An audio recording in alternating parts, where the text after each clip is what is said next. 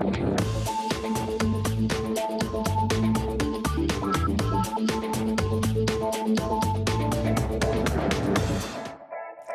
à tous, ravi de vous retrouver pour cette nouvelle édition de Sénat 360. Voici les titres.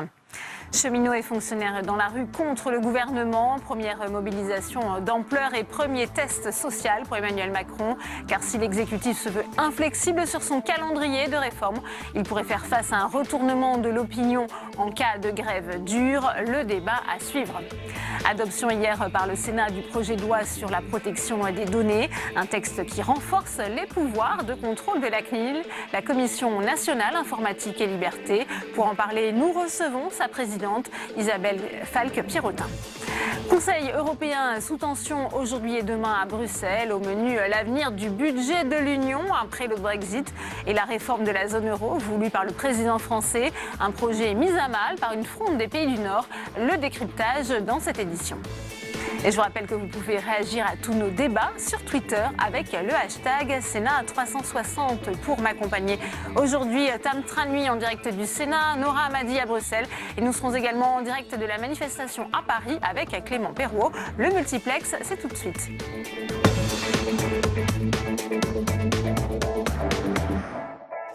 Je vous le disais en titre, des dizaines de milliers de personnes ont commencé à défiler cet après-midi. Des lycées étaient bloqués à Paris et des écoles fermées. Le trafic SNCF est très perturbé pour défendre le statut des fonctionnaires et des cheminots et pour un service de qualité. Alors on va retrouver Clément Perrault. Vous suivez Clément, pour nous la manifestation des cheminots. Elle devait partir gare de l'Est à Paris.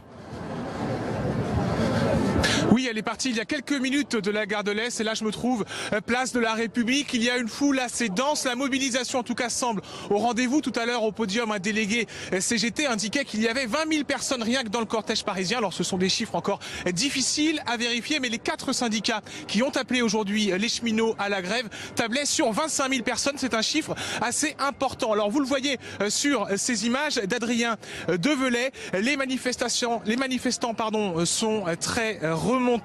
Les grèves de cheminots vont se succéder à un rythme assez important dans les prochaines semaines. On sait qu'il y a pas moins de 36 jours de grève prévus entre le 3 avril et le 28 juin. Aujourd'hui, c'est véritablement le coup d'envoi de la bataille du rail, le coup d'envoi du bras de fer entre le gouvernement et les syndicats. À ce sujet, je vous propose d'écouter Philippe Martinez de la CGT. Il était tout à l'heure à notre micro.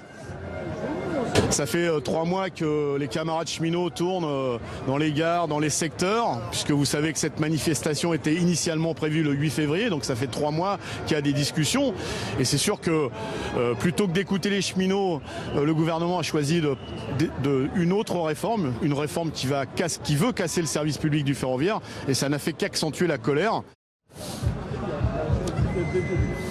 Vous le voyez, si les syndicats sont mobilisés, c'est aussi le cas des partis de gauche. Il y a le Parti communiste, le Parti socialiste, la France insoumise, même s'ils ne manifestent pas côte à côte, ils sont tous présents à ce rassemblement. Et je vous propose d'écouter à ce sujet Jean-Luc Mélenchon, le leader de la France insoumise, et Olivier Faure, le futur premier secrétaire du Parti socialiste, également à notre micro. C'est un moment important pour les usagers de la SNCF, pour les cheminots, pour toutes celles et ceux qui luttent pour une autre vision du service public. Et c'est ce qu'on est venu dire aujourd'hui en étant en soutien d'organisations syndicales qui ont appelé à manifester et que nous venons retrouver. Stop Macron. Déjà au bout d'1 an, on en a déjà autant marre de lui qu'en mai 68, au bout de 10 ans, on en avait marre de De Gaulle. Lui, en 1 an, il a réussi à bouffer tout son crédit populaire. Ça, c'est le message essentiel. Alors vous avez entendu Olivier Faure, le futur premier secrétaire du Parti socialiste. À noter qu'il a été légèrement chahuté en début de cortège, c'était juste après cette interview. Vous le voyez, il y a une mobilisation assez importante et ce n'est que le début. De nombreuses grèves sont encore annoncées, donc comme je vous l'expliquais, dans les prochaines semaines. Merci à vous Clément et on vous retrouvera tout au long de cette édition. On continue les réactions cette fois au Sénat à cette mobilisation des cheminots et des fonctionnaires. On retrouve Tam Tranui en direct de la salle des conférences du Sénat avec le sénateur La République En Marche des Yvelines, Martin Lévrier. Oui, Martin Lévrier, il y a donc des cheminots, des fonctionnaires dans la rue, des universités bloquées, des écoles fermées. Est-ce que vous ne croyez pas en l'émergence d'un véritable printemps social qui est en train de germer aujourd'hui ? Bonjour, écoutez, vous me parlez de printemps social, on nous a parlé d'un automne social il y a quelques mois qui n'a pas eu lieu. Moi je constate effectivement des gens qui désirent manifester et qui en ressentent le besoin, donc il est important qu'ils le fassent et qu'on les écoute et qu'on les entende. Pour autant, ce sujet va être complexe puisqu'il y a beaucoup de sortes de mécontentements, donc cet agrégat de mécontentement mérite d'être développé. L'un des mécontentements que l'on va beaucoup entendre dans les prochaines semaines, c'est celui de la SNCF, avec cette grève étalée sur plusieurs mois. Est-ce que vous ne pensez pas que face à un tel mouvement, le gouvernement doit un petit peu être plus à l'écoute ? Alors je vous rappelle que le gouvernement est totalement à l'écoute comme à chaque fois, que les concertations sont lancées depuis déjà plus d'une semaine, qu'on a lancé 3 mois de concertation totale avec eux pour lancer la période des ordonnances. Donc on est en pleine négociation, en totale négociation, et elles sont à peine débutées qu'on agrège sur une grève au départ des fonctionnaires, une grève des cheminots qui n'avait pas lieu d'être a priori puisqu'elle était reportée à plus tard avec cette grève perlée. Donc je ne comprends pas très bien cette grève des cheminots aujourd'hui. Elle m'échappe un peu puisqu'on commence une négociation. Parler de ce qui n'est pas fait me paraît toujours difficile. Mais vous l'avez dit vous-même, en même temps, il y a effectivement ces ordonnances, ce spectre brandi qui crispe déjà les syndicats. Pourquoi cela crispe-t-il les syndicats? Et certains parlementaires, est-ce qu'il y a aussi besoin d'escamoter une partie du débat? On n'escamote pas le débat à partir du moment où on est dans la concertation depuis le début. Quand on a fait les ordonnances travail, par exemple, personne n'a dit qu'il n'y avait pas eu de concertation. Tout le monde s'est même loué de la concertation avec tous les partenaires sociaux, puis ensuite avec les assemblées. Donc pourquoi les ordonnances à ce sujet-là seraient différentes des ordonnances travail? N'oubliez pas qu'on les a louées à la fin. Donc partons du même principe, mais rentrons dans la négociation, dans le travail de concertation. Et après, si effectivement il y a des difficultés, parlons-en, mais pas au préalable, c'est dommage. En plus des cheminots et des fonctionnaires, on le disait, il y a de très nombreux autres mouvements, de celui des salariés d'Air France, les EHPAD, les retraités, encore la semaine dernière, les surveillants de prison aussi. Est-ce qu'il y a tout de même de très nombreux types de mécontentements? Est-ce que certains ne sont pas légitimes? Il y a beaucoup de mécontentements. Vous avez oublié les hôpitaux, vous avez oublié un certain nombre, les lycéens, les étudiants. Il y a des inquiétudes. Il est normal d'avoir des inquiétudes à partir du moment où on rentre dans une logique de réforme, donc dans une logique de mouvement. Donc il faut faire de la pédagogie. Il faut faire de la pédagogie. Il ne faut pas oublier que les problèmes ne sont pas arrivés comme par hasard au mois de mai l'année dernière. Ce sont des problèmes qui sont parfois très vieux. Je repense aux hôpitaux. Tout commence avec les 35 heures. Tout commence à ce moment-là. Donc ce sont des très vieux problèmes qui se sont agrégés, que ce gouvernement a décidé de prendre à bras-le-corps, mais à travers la réforme. Qui dit réforme dit mouvement. Et le mouvement obligatoirement inquiète. Simplement, l'immobilisme tue. Vous ne croyez pas en une opinion qui pourrait être renversée par la coagulation de ces mouvements? Je crois qu'une opinion peut se renverser si elle reste inquiète et qu'on ne répond pas aux problèmes. Nous avons été élus sur une logique simple qui était la réforme parce que ce pays était devenu totalement immobile depuis 30 ans. Il faut bouger, tout le monde le sait, tout le monde est d'accord pour bouger. Maintenant, il faut trouver les bonnes recettes pour bouger. Bien, merci beaucoup Martin Lévrier d'avoir répondu à mes questions. Merci à vous, Tam. On continue les réactions et on retourne dans le cortège parisien où il y aurait, selon la CGT, 25 000 manifestants à Paris. Jérôme Rabier, vous êtes avec Pierre Laurent, sénateur de Paris, secrétaire national du Parti communiste. Bonjour Pierre Laurent, merci de répondre à nos questions. Une première journée de mobilisation pour les syndicats de la SNCF et également des fonctionnaires. Une première journée de mobilisation réussie pour vous? Oui, une journée très réussie. Il y a énormément de monde dans la manifestation des cheminots, des électriciens, des gaziers. Mais dans l'autre cortège, il y a énormément de monde et tout le monde va converger place de la Bastille. Et je pense que c'est un événement parce que ça veut dire que des colères très nombreuses dans le pays pour la défense de l'ensemble des services publics sont en train de grandir et effectivement de faire force commune. Et je crois que le pays est en train de prendre conscience que si on laisse Macron avancer comme un rouleau compresseur, il ne va plus rien rester de ce qui tient la solidarité sociale dans le pays et la protection du travail, de ce qui est utile pour développer la société en commun. Donc je pense que c'est une journée importante, effectivement, qui marque l'entrée dans une nouvelle période. On a eu un peu 10 mois dans lesquels Macron se croyait tout permis et avançait de manière très autoritaire.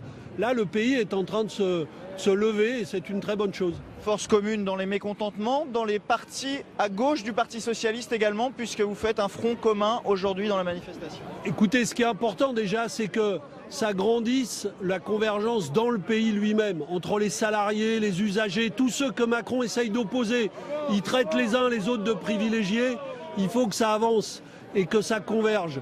Et si ça grandit dans le pays, cette convergence, eh bien ça poussera déjà les syndicats à s'unir, c'est le cas déjà, mais aussi les organisations politiques de gauche. Et vous savez que j'y travaille beaucoup depuis un moment, eh bien ça progresse. Tant mieux, parce qu'on va avoir besoin de ça. Parce que pour faire reculer Macron, il faut un mouvement très très large et très puissant. Et la journée d'aujourd'hui est une journée qui démarre ça, mais il va falloir continuer dans les semaines et les mois à venir. Rapidement, un front le plus large possible, mais vous n'aviez pas convié le PS. Ils sont venus à la manifestation. Vous saluez un PS de retour dans l'opposition? Écoutez, tant mieux. Moi, je pense que toutes les forces qui veulent venir sont là, tant mieux. Parce qu'on va avoir besoin de toute façon de forces nombreuses. Vous savez, dans les territoires, quand on défend une ligne SNCF, il y a des gens de toute opinion qui sont là. Donc il faut faire large. Merci beaucoup Pierre Laurent d'avoir répondu à nos questions depuis la manifestation parisienne. Merci à vous, Jérôme. Nicolas Sarkozy passe à l'attaque. L'ancien chef de l'État nie en bloc les accusations de corruption passive, financement illégal de campagne électorale et détournement de fonds libyens pour lesquels il a été mis en examen hier. Il a été placé sous contrôle judiciaire et il s'exprimera ce soir aux 20h de TF1. Julie Hulin. 2 jours de garde à vue, 26 heures d'interrogatoire et un événement judiciaire sans précédent. Un ancien chef d'État mis en examen et placé sous contrôle judiciaire. Une mise en examen pour 3 chefs d'inculpation. Corruption, financement illégal de campagne électorale et recel de fonds publics libyens. Si Nicolas Sarkozy a gardé le silence jusqu'ici, Le Figaro a publié ce matin des extraits de ses déclarations face au juge où il nie fermement les faits qui lui sont reprochés et dénonce un acharnement. Depuis le 11 mars 2011, je vis l'enfer de cette calomnie. J'ai d'ores et déjà payé un lourd tribut à cette campagne, rarement égalée, de boue, de calomnie et d'insanité. Il dénonce également à plusieurs reprises les accusations de l'homme d'affaires franco-libyen Ziad Takedine, qui assure avoir remis à Nicolas Sarkozy 3 valises contenant 5 millions d'euros en provenance du régime libyen en 2006 et 2007. Je suis accusé sans preuve matérielle. À ma connaissance, aucun élément tangible autre que les déclarations de la famille Kadhafi, du clan des affidés, n'est susceptible d'apporter le moindre crédit à leurs propos. À droite, les soutiens de Nicolas Sarkozy dénoncent un acharnement et appellent au respect de la présomption d'innocence. Le mettre en garde à vue, je suis désolé, mais c'est quand même humilier la France entière, y compris ceux qui n'ont pas voté pour lui. Mise en examen ne vaut pas culpabilité. Dans bien d'autres cas, cela s'est fini par un non-lieu. À gauche, Benoît Hamon déplore ce nouveau rebondissement. En termes d'image, c'est très dégradant pour l'image de la France et celle de la démocratie. Après cette mise en examen, l'instruction va se poursuivre pendant plusieurs mois, voire même plusieurs années. En attendant, Nicolas Sarkozy a décidé de contre-attaquer en s'exprimant ce soir dans le 20h de TF1. Et on va retrouver Tan Tranui, toujours en direct de la salle des conférences du Sénat, pour une réaction à cette mise en examen. Vous êtes avec la présidente de la Commission des affaires économiques du Sénat, la sénatrice LR Sophie Primas. Oui, Sophie Primas, comment réagissez-vous à cette mise en examen de Nicolas Sarkozy dans l'affaire de financement libyen supposé pour sa campagne de 2007 ? Écoutez, laissez-moi vous dire d'abord que moi je suis devenue députée quand Nicolas Sarkozy était président. J'ai fait 2 campagnes présidentielles. J'ai donc accompagné Nicolas Sarkozy à la fois dans sa conquête du pouvoir, à la fois pendant l'exercice de ce pouvoir et puis ensuite dans l'exécutif de ce qui allait devenir les Républicains. Donc j'ai eu à la fois pour lui beaucoup d'affection, beaucoup d'admiration. Je n'oublie pas ce qu'il a fait pour la France dans les périodes extrêmement difficiles de 2008, ce qu'il a fait pour l'Europe aussi. Donc voilà, j'ai une pensée particulière pour l'homme et pour, je le dois dire, une forme d'affection pour lui. Et sur cette mise en examen ? Sur cette mise en examen, je trouve que voilà, les choses, je ne veux pas me substituer à la justice. Je pense que la justice est là pour fonctionner.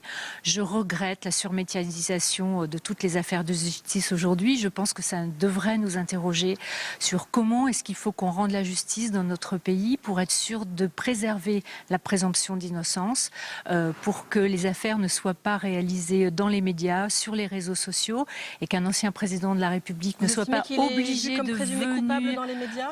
obligé de venir sur un JT de 20h pour faire assurer sa défense, la défendre violence, l'attaque, tout ça, ça se passe dans une cour de justice. Ça ne devrait pas se passer dans un tribunal populaire qui n'a pas d'informations. Moi, je n'ai pas toutes les informations. J'écoute ce que dit Nicolas Sarkozy dans le Figaro. J'écouterai ce qu'il dira ce soir sur TF1. Je n'ai pas les informations Est-ce que ce n'est pas le choix de l'ex-chef de l'État, justement, de contre-attaquer dans le Figaro, d'être dans un 20h ce soir? C'est ce que je vous dis. Je pense qu'il faut qu'on réfléchisse à la façon dont on rend la justice aujourd'hui, parce qu'il est obligé de faire ça. C'est-à-dire on n'entendra autrement que les accusations à charge et jamais son point de vue et sa défense. Aujourd'hui, il est obligé d'aller dans les grands médias pour se défendre. Et je trouve que c'est un fonctionnement de notre justice qui est assez dévoyé et qui ne respecte plus la présomption d'innocence. Je vous rappelle, Laurent Wauquiez l'a dit ce matin, mais c'est exact, 80% des personnes qui sont mises en examen, ça ne va nulle part. La première fois, et ça a fait pchit.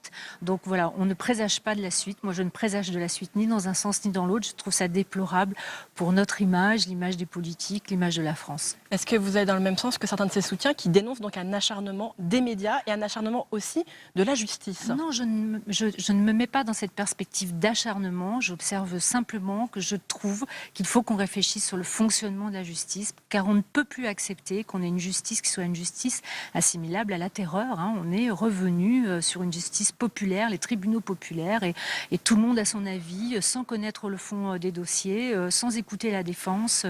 Je trouve que ce n'est pas une bonne image de la justice en France et qu'il faut qu'ensemble on réfléchisse à ça. Justement, Nicolas Sarkozy dit dans le Figaro avoir vécu l'enfer de la calomnie, je le cite, ce sont ses mots. Il dit également qu'il a perdu l'élection de 2012 à 1,5% et que cela est dû justement à la sortie de cette affaire. Est-ce que vous êtes d'accord avec cette analyse? Est-ce que cela a renversé pour vous l'opinion à ce point-là? Alors, je ne sais pas particulièrement sur cette élection-là. Moi, j'observe simplement quelque chose d'absolument effrayant pour notre démocratie. Il y a eu, parce qu'il y a eu aussi l'affaire Fillon l'année dernière, évidemment, qui a bouleversé les élections présidentielles. Et j'en étais pas très loin du cœur, donc je me souviens bien de ces moments difficiles et douloureux. Et en réalité, aujourd'hui, on a des émissions de télévision qui passent aux heures de grand public où des gens viennent expliquer qu'ils ont fait exprès de planter un candidat aux élections présidentielles, qu'ils lui ont tendu un piège, qu'ils ont réussi leur piège. Et tout ça dans l'indifférence générale. Je trouve ça absolument... de M. Bourgi. Je parle de M. Bourgi et je trouve ça effrayant pour notre démocratie. Je pense qu'il faut qu'on réfléchisse à ça. Eh bien, merci beaucoup Sophie Primas d'avoir répondu à mes questions. Merci à vous, Tam. On en vient à présent au Conseil européen qui se tient aujourd'hui et demain à Bruxelles. À l'ordre du jour, le délicat sujet de l'avenir du budget de l'UE après le retrait des Britanniques. Alors comment compenser la perte de recettes? Emmanuel Macron milite pour un budget européen, mais en posant ses conditions. Jordan Klein. Convaincre, négocier, discuter, voilà les principes qui devraient chapeauter ces 2 journées de réunion du Conseil européen. Et d'abord, convaincre l'Irlande ou le Luxembourg, opposés à l'idée d'une taxe d'environ 3% sur le chiffre d'affaires des géants du numérique.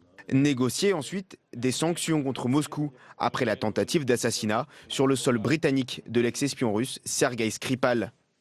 Discuter enfin des taxes américaines sur les importations d'acier et d'aluminium, même si l'Union européenne s'attend à être exemptée par les États-Unis au même titre que le Canada ou le Mexique. On attendra la prise de position du président américain qui interviendra cet après-midi et puis on discutera ce soir pendant le dîner des suites à y donner.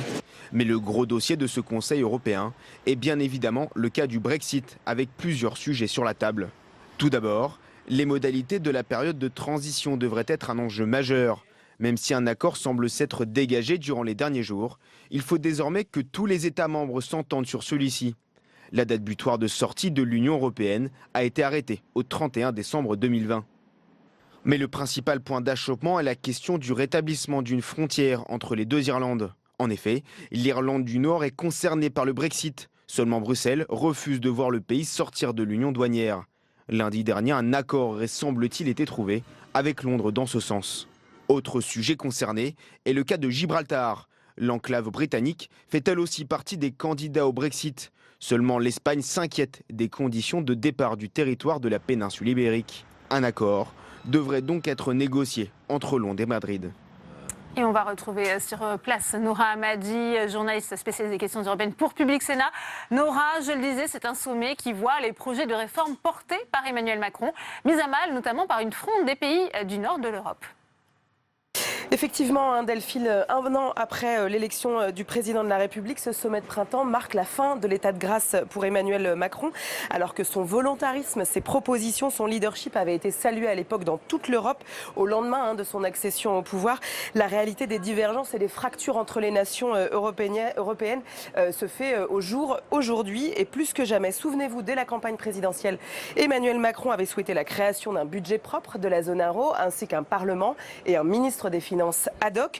Hors de question pour les pays du nord de l'Union, dont le libéral Premier ministre néerlandais Mark Rutte, son pays déjà contributeur net au budget européen, ne veut pas mettre plus au pot commun et souhaite conditionner l'attribution des subventions européennes à une politique rigoureuse, notamment de rigueur sur les finances publiques et surtout non déficitaires, bien entendu. De même, la question de la convergence fiscale et sociale, tout comme la taxation des GAFA, n'est pour lui pas du tout une priorité de l'agenda. Autant dire que face à ce front, les alliés historiques de Paris font pas le figure. Si Angela Merkel a bien été réélue après 6 mois de blocage politique chancelière pour un mandat de 4 ans, ce sera son 4e mandat, celle-ci se retrouve à la tête d'une coalition entre conservateurs et sociodémocrates bien affaiblie.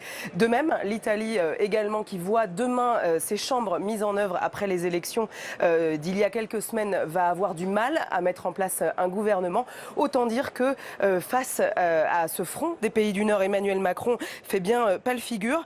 Ces profondes divergences de vues risquent fort de mettre à mal le calendrier voulu par l'Elysée. Je vous le rappelle, Emmanuel Macron souhaiterait que ces réformes soient mises en œuvre avant les élections européennes de 2019 afin qu'elles puissent courir sur la prochaine mandature. Mark Rutte, de ce côté-là, a prévenu. Les négociations risquent bien de durer bien plus longtemps. Merci à vous, Noura. Et on poursuit l'analyse des enjeux de ce Conseil européen avec mes invités dans le premier débat. C'est tout de suite.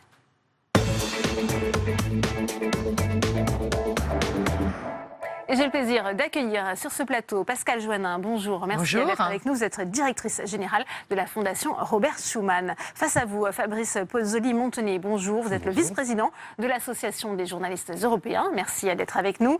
André Gattolin est également sur ce plateau. Bonjour, vous êtes le vice-président de la Commission des affaires européennes ici au Sénat, sénateur La République en marche des Hauts-de-Seine. Et enfin, j'accueille Patrick Martin-Genier. Bonjour, vous êtes spécialiste des questions européennes, auteur de L'Europe a-t-elle un avenir, paru chez Sudirama en 2017. Première question pour vous, Pascale Joannin, puisqu'on a entendu l'analyse de Noura Hamadi depuis Bruxelles. Est-ce que les projets d'Emmanuel Macron sont vraiment contrariés dans cette volonté de mettre en place notamment un budget de la zone euro ?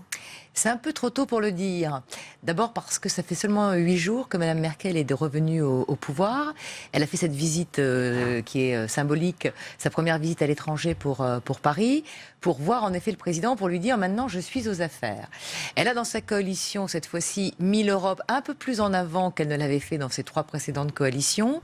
Et quand même la France et l'Allemagne, s'ils le veulent, peuvent faire des choses. Alors, bien sûr, ils ne seront pas seuls contre les autres. Et on voit bien, en effet, vous l'avez dit, qu'il y a des pays plutôt au nord de l'Europe qui, sur la réforme de la zone euro, mais la réforme de la zone euro n'est qu'une des réformes que Emmanuel Macron a souhaité mettre en place. Donc, en effet, là, il peut y avoir non pas des dissonances, mais peut-être en effet des choses qui sont dites par Emmanuel Macron qui ne sont pas comprises par les autres pays européens, et surtout parce que certains pays européens estiment encore que la France a des preuves à faire de son rétablissement de la situation économique. Alors, c'est en cours, Emmanuel Macron fait des réformes, on voit d'ailleurs aujourd'hui certaines d'entre elles être contestées, mais on ne peut pas dire qu'il ne réforme pas. Donc en effet, mais les pays du Nord estiment que la France a longtemps été le mauvais élève, et donc demandent à voir si en effet cette volonté de réforme est quelque chose de pérenne qui va permettre de remettre la France à l'endroit. C'est vrai que c'était économiquement parlant. Patrick Martin-Genier s'était rappelé dans une interview au journal Le Monde par Mark Rutte de l'exécutif des Pays-Bas. Il y a effectivement cette demande aussi, eh bien, est-ce que la France respecte les critères de Maastricht ? Voilà, écoutez, il y a effectivement, la France est en voie de respecter, elle ne la respecte pas encore. Effectivement, il y a des progrès à faire. Monsieur Moscovici, d'ailleurs, le commissaire chargé des affaires économiques et financières, l'a dit. Mais en effet, il y a des difficultés sur ce point. Il y a quelques divergences. Je crois que Emmanuel Macron a encore cet élan réformateur parce qu'on attendait beaucoup de lui. Mais il s'aperçoit en effet que réformer l'Union européenne, c'est peut-être plus difficile que de réformer son propre pays. Il y a des motifs de divergence, non seulement avec l'Europe du Nord. On sait très bien que sur la gouvernance de l'Union économique communautaire, et il y a une note qui va être soumise au Conseil européen aujourd'hui et demain. Ce n'est pas facile parce qu'il y a des divergences. Qu'est-ce qu'on doit faire? Est-ce qu'on doit avoir une capacité fiscale? Est-ce qu'on doit avoir un budget propre à cette zone euro? C'est tout le problème de la réforme de cette zone euro dont les chefs d'État doivent discuter en effet aujourd'hui. Et enfin, il y a des divergences aussi avec ce qu'on appelle les pays d'Europe de l'Est, qui ne forment pas un tout cohérent. Mais on l'a bien vu sur la révision de la directive des travailleurs détachés, où le Parlement européen n'était pas nécessairement d'accord avec la France. Donc tout ça, on doit avancer plus lentement qu'on ne le pensait. Mais je crois qu'aujourd'hui, tout le monde est d'accord pour essayer de réformer, malgré les divergences qu'on peut voir entre les uns et les autres. Mais sur la fiscalité, par exemple, notamment sur le numérique, on sait très bien qu'on doit choisir à l'unanimité, et ça, c'est extrêmement difficile. Ouais. André Gattolin, on voit bien les enjeux de ce budget de l'Union européenne. Après le Brexit, il faut compenser une perte sèche de 12 milliards d'euros par an pour les finances de l'UE. Quelles sont les options, finalement, sur la table aujourd'hui pour les 27 ? Les options, c'est très clair. La participation des différents États à ce qu'on appelle prélèvement national, c'est-à-dire payer directement le budget, les marges de manœuvre sont extrêmement restreintes puisque toutes les économies sont, contraintes précisément par le cadre de Maastricht et puis la volonté de rétablir les comptes. Donc c'est à travers les ressources propres et précisément la taxation des grands groupes du numérique fait partie des possibilités puisque ça rapporterait quelques 5 milliards d'euros par an, donc ça comblerait à peu près la moitié du manque entre guillemets à gagner avec le départ de la Grande-Bretagne. Je pense que c'est pas la seule possibilité qui existe. Je pense que d'ailleurs sur la question du budget spécifique et propre à la zone euro, on ne pourra pas l'aborder sérieusement tant qu'on n'aura pas réglé les grandes tendances du cadre pluriannuel financier, c'est-à-dire le cadre 2021-2027 qui donnera le cadre du budget européen traditionnel. Après, au-delà, il faudra réfléchir. Quand je vois les réticences des 8 pays du Nord, c'est quand même, il faut bien le dire, une coalition assez hétéroclite entre personnes appartenant ou n'appartenant pas à la zone euro. On est clairement dans cette Europe des small state influence. On est vraiment dans l'influence des petits États qui profitent que sur un certain nombre de mesures, il faut l'unanimité. Il ne faut pas la sous-estimer, cette influence. Non, mais moi, je suis toujours étonné quand je rencontre les Néerlandais qui nous font des leçons de vertu et de bonne gestion. C'est un pays qui, dans les années 60-70, a bouffé sa rente gazière à tout crin. Ensuite, qui a vécu beaucoup des droits de douane et des droits de port de Rotterdam. Finalement, c'était un droit d'entrée sur un tiers du marché européen et qui maintenant joue les rescrits fiscaux à tout crin, un peu comme l'Irlande, le Luxembourg et d'autres manières. Donc, parler de vertu, je pense qu'à un moment, il faudra un vrai recadrage. Je pense que les enquêtes menées par Madame Verstager justement sur les questions de concurrence déloyale fiscale vont être intéressantes, notamment au regard de la situation néerlandaise. Fabrice Pozzoli-Montenay, il faut encore inventer cette fiscalité européenne, tout reste à faire. C'est un chantier qui dure depuis 15 ans, 20 ans maintenant. La fiscalité, ça n'a jamais fait l'unanimité. C'est un chantier qui est extrêmement difficile à réaliser. Vous évoquiez le fait d'augmenter les ressources propres de l'Europe. Ce qu'on risque surtout de voir, c'est une diminution des dépenses, en particulier vers la politique agricole, vers la politique de cohésion. Et cela, ça risque d'impacter effectivement directement les agriculteurs ou les entreprises françaises, par exemple. Pascal Joannin, il faut pour autant trouver de nouvelles ressources. L'Union européenne en a besoin, ça a été évoqué, pour aussi la défense et la gestion migratoire. Alors c'est vrai qu'on a en effet des priorités nouvelles et qu'on ne voit pas très bien comment cette équation va pouvoir se faire parce que les États sont très réticents à mettre davantage dans le pot commun, mais en même temps ils disent qu'il faut qu'on fasse des choses. Et c'est attendu par les citoyens parce que l'image qu'on donne aussi, que l'Europe révèle, c'est quand il n'y a pas d'argent, on ne peut pas faire des choses. Donc c'est vrai que sur cette question migratoire, on se dit c'est quand même quelque chose où l'Europe devrait être plus en phase. La lutte contre le terrorisme ou les questions de sécurité, c'est aussi une attente des citoyens. Mais ils ne veulent pas pour autant que ces deux politiques prennent l'argent ailleurs. Donc il va falloir trouver un équilibre pour que, en effet, les politiques existantes ne soient pas déshabillées et en même temps mettre davantage dans le pot commun pour permettre en effet que l'Europe soit plus lisible par les citoyens, parce qu'ils vont dire mais à quoi ça sert si en effet il n'y a pas de possibilité d'agir au niveau européen parce qu'il y a un manque de budget. Patrick Martin-Genier, sur cette question effectivement de cette fiscalité européenne, quelle forme pourrait-elle prendre ?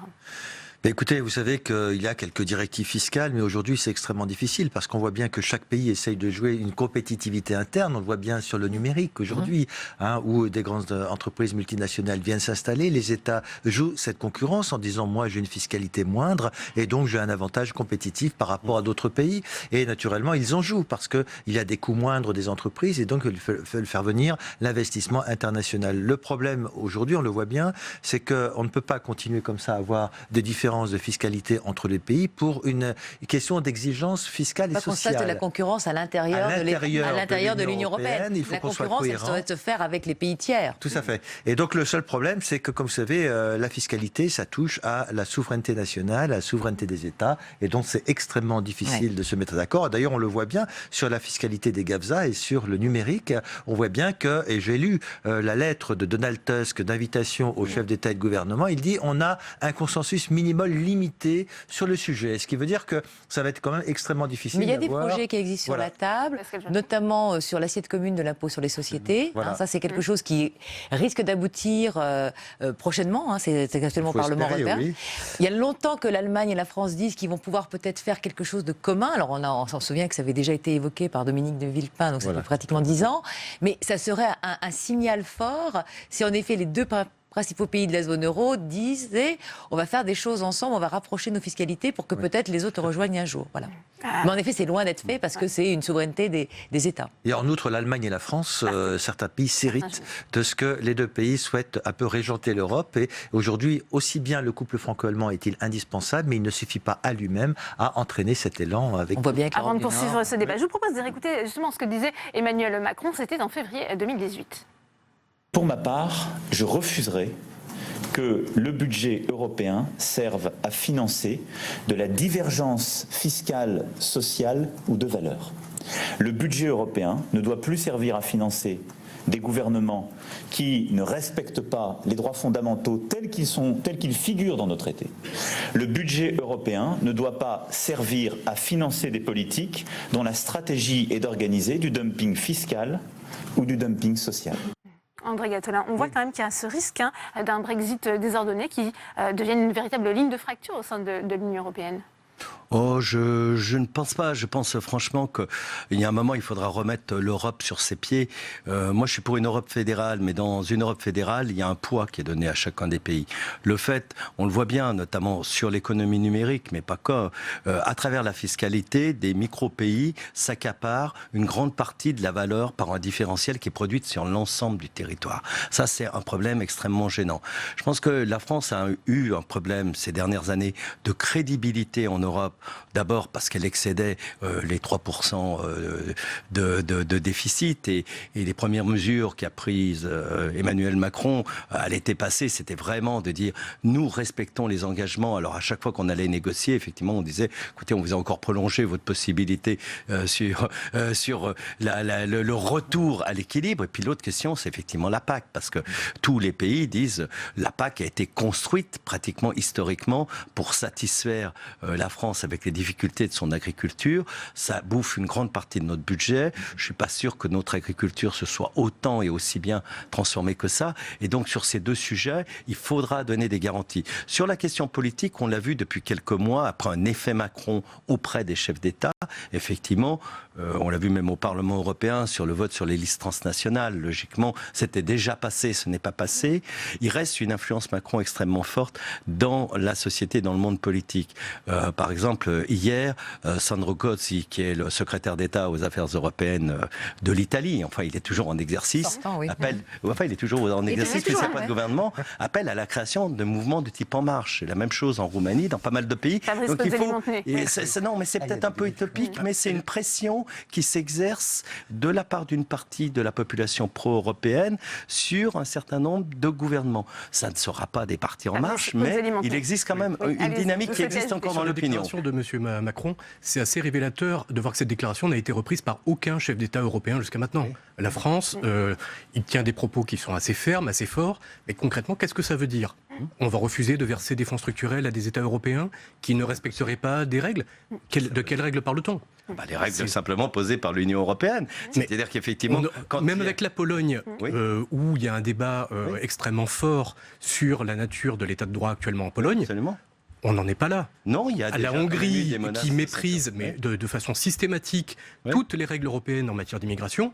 Personne ne parle de lui couper les fonds européens. Donc, que signifie exactement le discours de M. Macron à l'heure actuelle? Je suis désolé, il y a plusieurs avancées qui ont déjà été posées, critiques et même menaces de sanctions qui sont posées par l'Union européenne. Menaces de sanctions, on est bien d'accord. Oui, mais simplement, si un certain nombre de pays se mettent d'accord pour qu'on applique les règles, c'est-à-dire les gens ne sont pas entrés dans l'Union européenne en disant nous voulons pas de la défense européenne parce que nous sommes entrés dans l'OTAN, nous sommes là pour la redistribution économique régionale et pour le libre marché. Si on n'admet pas les principes de droit, y compris les conventions européenne, ça pose un vrai problème parce qu'on ne construira jamais l'Europe. Patrick Martin-Genier, sur ce point, et je voudrais qu'on avance aussi parce qu'on a aussi beaucoup de choses à dire sur ce sommet européen. Sur ce point, on remarquera quand même qu'il y a quelques divergences avec le parti de Mme Merkel, la CDU, parce qu'on voit les deux chefs d'État et de gouvernement venir, c'est très bien se concerter, mais il semblerait que le Parti démocrate-chrétien ait peur d'une sorte d'influence, d'une hégémonie de M. Macron en Europe, à tel point qu'on veut freiner son ardeur, par exemple, sur la constitution des listes transnationales. Manifestement, c'est la CDU de Mme Merkel qui a freiné, qui a dit non.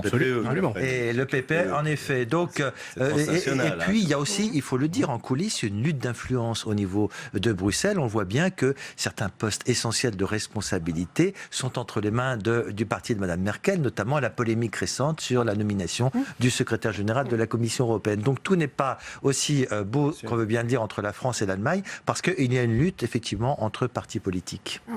Pascal Joannin, une bonne nouvelle en revanche. On sait que l'Union européenne serait a priori exemptée des taxes douanières décrétées par les États-Unis. C'est Cécilia Malmström de retour de Washington qui annonçait cette nouvelle-là.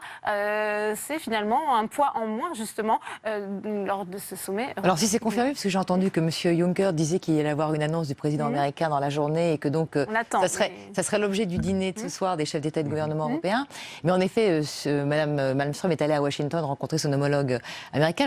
Je rappelle que le commerce est en effet une des rares compétences propres de l'Union. Donc Mme Malmström est investie par l'ensemble des États pour négocier au niveau des 28 le commerce, et qu'elle aurait obtenu, sous la pression en effet d'un certain nombre d'États membres qui sont sur la même ligne, de demander au président américain de revenir en effet sur sa volonté d'associer les pays de l'Union européenne aux sanctions, ou tout du moins au relèvement des droits de douane tarifaires qu'il veut mettre sur l'acier et l'aluminium, qui concernent principalement en Europe, l'Allemagne. Ça concerne la Chine à l'extérieur, mais ça concerne l'Allemagne. Donc ça serait plutôt une bonne nouvelle si en effet elle est confirmée. Ça serait un des épines du pied du Conseil européen en moins. Voilà.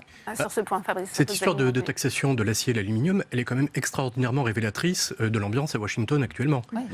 Jamais on n'avait vu les États-Unis proposer d'appliquer des sanctions commerciales à l'Europe. On voyait le président américain désigner comme ami le Mexique et le Canada, sans jamais mentionner l'Europe. Et au contraire, enchaîné quelques heures plus tard en disant qu'il était prêt à taxer les voitures allemandes. Il y a quand même un changement d'ambiance radical de l'autre côté de l'Atlantique, dont je ne suis pas sûr que les dirigeants européens, et surtout du côté de la Commission européenne, aient pris encore toute la mesure. Parce que là, pour l'instant, on se précipite à Washington pour essayer d'échapper à cette taxation, qui paraît un peu... Mais il y en aura peut-être d'autres sur d'autres sujets. Voilà. Mais on a l'impression qu'on rentre dans un engrenage qui est extrêmement dangereux pour nous. Il est radical dans la forme, il n'est pas radical dans la stratégie, parce que en même temps que M. Trump préserve entre guillemets aujourd'hui l'ALENA, il a commencé par taper sur l'ALENA et imposer des droits, notamment sur l'aviation et les avionneurs canadiens, qui fait que Bombardier vend sa filière à Airbus parce que Airbus a des usines pour produire sur place. Donc là aussi, quand il a essayé de jouer, de distinguer État par État en disant je veux un accord bilatéral de libre-échange avec l'Allemagne, oubliant complètement le fonctionnement de l'Union, il y a quand même il faut rappeler quand même qu'un certain nombre de structures industrielles européennes construisent directement aux États-Unis. Donc, Mercedes, BMW, Airbus et j'en passe, même Dassault. Donc, on a en effet, on se tire une balle dans le pied. Là, il se tire une balle dans le pied parce que les mesures protectionnistes, avant de les mettre en place, il faut vraiment voir si on a un lien intérêt et si c'est gagnant. Parce que souvent, ça n'est pas payant. On a déjà eu dans le cadre de sanctions, de droits de douane avec le bois canadien, où en effet, ça a pas servi à grand-chose parce que les Américains continuaient à se servir du bois canadien. Donc voilà, il faut faire attention, ces mesures sont assez sensibles et il faut vérifier avant de les mettre en place qu'elles ne se reviennent pas dans la figure comme un boomerang. Non, je pense qu'en fait, il faut prendre en compte la personnalité de Donald Trump, qui est quelqu'un de complètement imprévisible. Vous allez le recevoir en tant que chef de gouvernement au Japon, qui est en France, qui est ailleurs. Il va être très content. Puis il arrive à Washington, il dit absolument le contraire de ce qu'il a dit. Et c'est quelqu'un qui, finalement, est complètement imprévisible. Donald Tusk, le président du Conseil, parle de nos amis américains. Ce sont nos amis américains, certes, mais il nous a pratiquement considérés comme des ennemis. Et notamment, lorsqu'il est arrivé au pouvoir, il a dit que c'était inadmissible qu'il y ait autant de véhicules de marque allemande aux États-Unis, alors que il voulait prendre des mesures de rétorsion et ce n'était pas bien. Donc il ne nous traite pas d'une façon très honorable, il faut bien le dire, sur le plan international. Et on le voit bien que ces propos sont parfois complètement inattendus. On vient de voir que, par exemple... Pardon ? Non, je ne suis pas d'accord avec cette analyse. Tout le monde pense que Trump est idiot et que... Non, je n'ai pas dit qu'il était idiot. Non, je n'ai pas dit qu'il était idiot. Je dis qu'il était imprévisible dans ses réactions. Il faut savoir que c'est quelqu'un qui vient de l'immobilier, et l'immobilier aux États-Unis, ça se joue beaucoup au bluff dans la négociation. Donc on lâche quelque chose qui fait peur pour déstabiliser et après on replace le niveau de négociation ailleurs. Quand on est président des États-Unis, on n'est pas agent immobilier. L'UE sera bien exempté pour le moment de taxes américaines. On ne peut pas se quitter sans parler également de l'ombre de Vladimir Poutine qui plane sur ce Conseil européen. On sait que Theresa May et Emmanuel Macron vont s'entretenir ce soir sur cette question de l'empoisonnement de l'espion Skripal. Pascal Joannin, là aussi, Theresa May, qui assiste aujourd'hui au Conseil, elle ne sera pas présente demain. Qu'est-ce qu'elle peut faire ? Est-ce qu'elle peut obtenir une unité des 27 sur cette question face à la Russie ? C'est déjà fait. Il n'y a même pas à tourner autour du pot. Tous les États ne se sont pas prononcés. Non, mais les grands États, on va dire les grands États, l'Allemagne, la France, etc. Non, parce que c'est d'abord des pratiques qui sont quand même datant d'une période qu'on croyait révolue. Enfin, le KGB est toujours là et les règles du KGB, c'est qu'on n'est jamais abandonné et si on veut un jour vous refaire la peau, on le fera, etc. Donc Poutine ne déroge pas à la règle qui est celle de ses prédécesseurs soviétiques. Donc lui, en effet, n'est pas un ami de l'Europe. Il est notre voisin immédiat, donc il faut qu'on ait aussi quand même des liens avec lui, mais à des conditions très particulières. Non, Theresa May, là, a obtenu elle était un peu dans la panade avec le Brexit. Elle a obtenu, grâce à cette affaire, un relan, une unanimité, parce que à l'intérieur de la classe politique, tout le monde était derrière elle au Royaume-Uni, et en Europe, en tout cas, les grands partenaires sont avec elle. Et pourtant, Alexis Tsipras vient de féliciter Vladimir. Oui, mais ça c'est... Patrick Martin-Genier, vous êtes d'accord ? Non, je ne suis pas entièrement d'accord avec cette analyse. Vous aurez remarqué le comité extrêmement prudent des ministres des Affaires étrangères de lundi, qui dit qu'il y a de très hautes possibilités que cette attaque chimique provienne probablement du Kremlin. Donc on voit bien qu'on est d'accord. Ce qui est certain, c'est qu'on est d'accord pour condamner toute attaque chimique, quel que soit l'État concerné. Mais aujourd'hui, tous les États n'estiment pas nécessaire d'aller plus loin sur la voie des sanctions, parce qu'aujourd'hui, il y a un principe de présomption d'innocence, si vous voyez ce que je veux dire, sur le plan national comme sur le plan international. Et aujourd'hui, il semblerait qu'on manque de preuves directes de l'implication de M. Poutine. Autre chose, il faut remarquer qu'au sein même des institutions européennes, M. Juncker lui-même a félicité Vladimir Poutine et a demandé à ce qu'il y ait une meilleure coopération, ce qui a provoqué d'ailleurs quelques irritations, on va dire, de M. Tusk et de certains partenaires européens. La Commission européenne en la matière se veut pragmatique. Mais du côté des Britanniques, il y a eu, dans la presse britannique en particulier, une espèce de fureur à ces propos. Oui, parce que ce sont les plus virulents contre les Russes. Ça a toujours été le cas. Et d'ailleurs, le jour où ils vont partir, c'est une très bonne question. Quelle va être la politique de l'Union européenne vis-à-vis de la Russie, sachant que les Britanniques étaient ceux par lesquels, en effet, ils étaient résolument les plus anti-russes. Moi, ce que je trouve quand même stupéfiant ici, c'est qu'on en est au 15e assassinat suspect en 15 ans et que c'est seulement maintenant qu'il y a une réaction britannique. Donc on voit qu'il y a quand même, et les partenaires européens ne sont pas tout à fait stupides, se rendent compte qu'il y a une instrumentalisation. Mais ça veut dire quoi ? C'est que la politique que menaient les gouvernements britanniques successifs d'attirer les capitaux des oligarques sur la place de Londres faisait qu'on fermait les yeux totalement sur ce qui s'est passé. La spoliation de M. Brother avec Capital Hermitage et l'assassinat de M. Sergei Magnitsky, on n'a rien dit jusqu'à ces derniers mois où enfin l'Angleterre a accepté de prendre des mesures et des lois de rétorsion qui avaient été prises par les États-Unis il y a déjà 3 ou 4 ans. Donc je dis simplement là, il faut bien regarder que l'Angleterre a été prise au jeu perverse qu'elle a eu par rapport à ses capitaux. Perfide.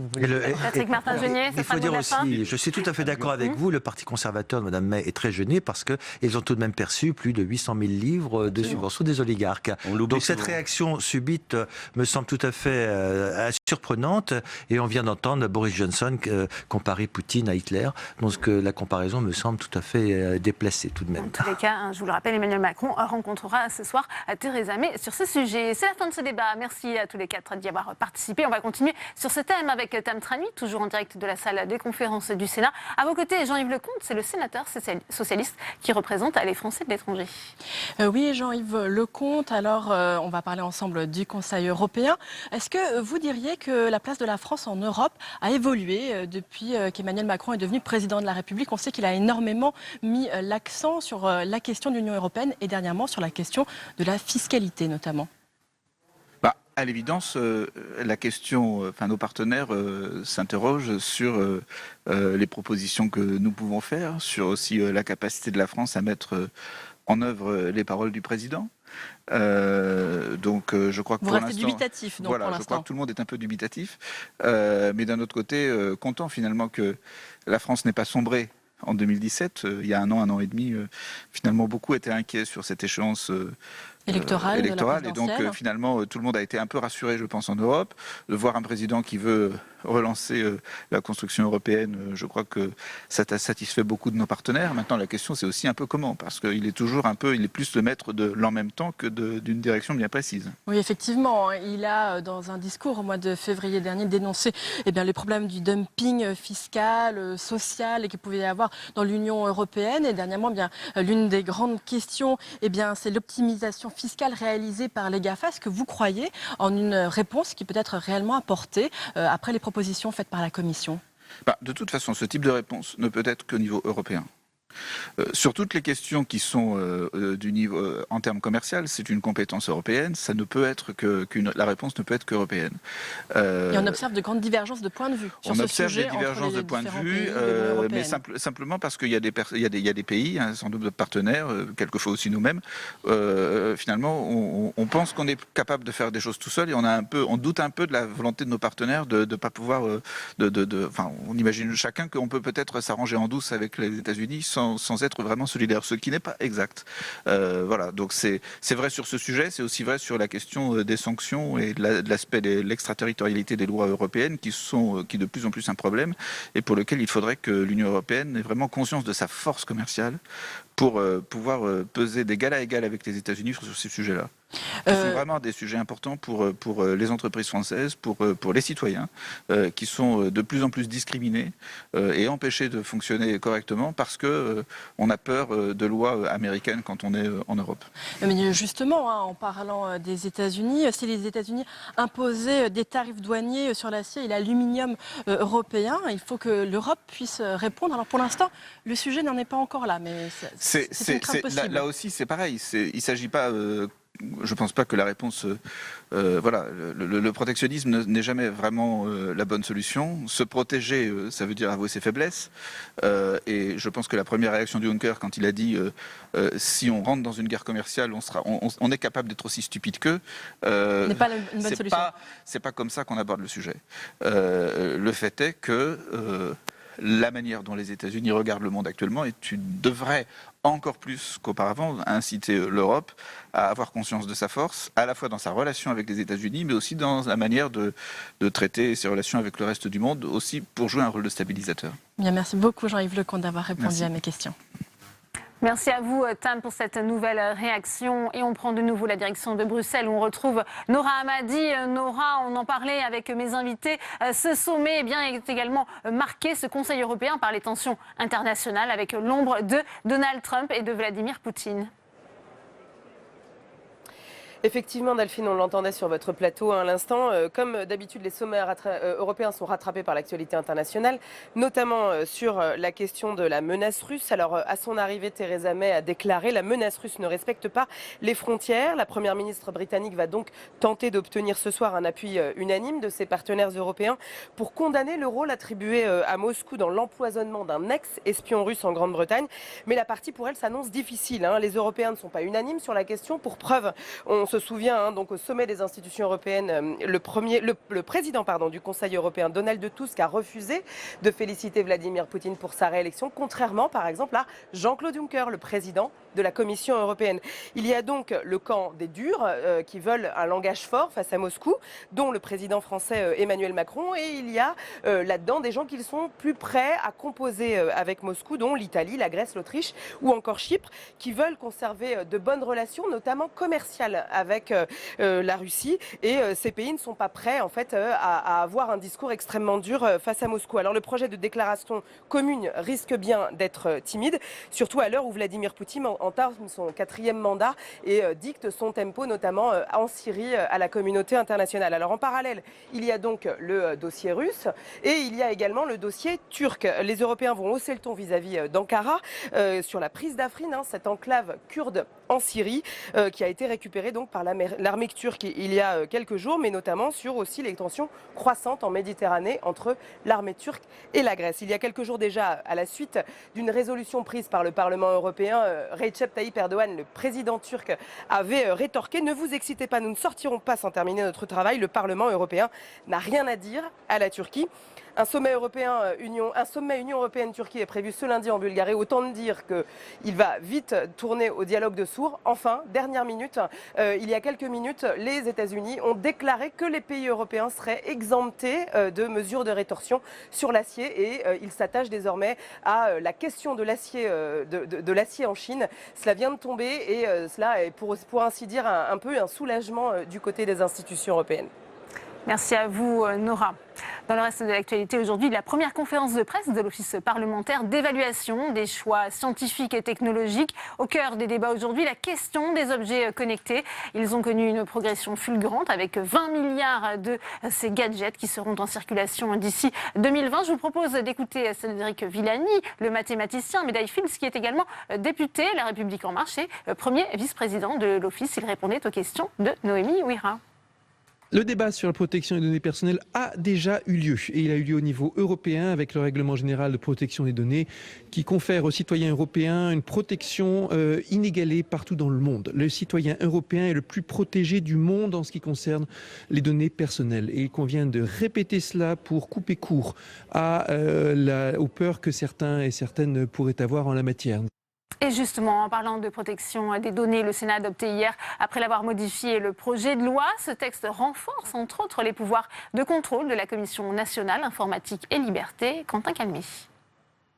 C'est désormais officiel, dès mai 2018, toutes nos données personnelles sur Internet seront mieux protégées.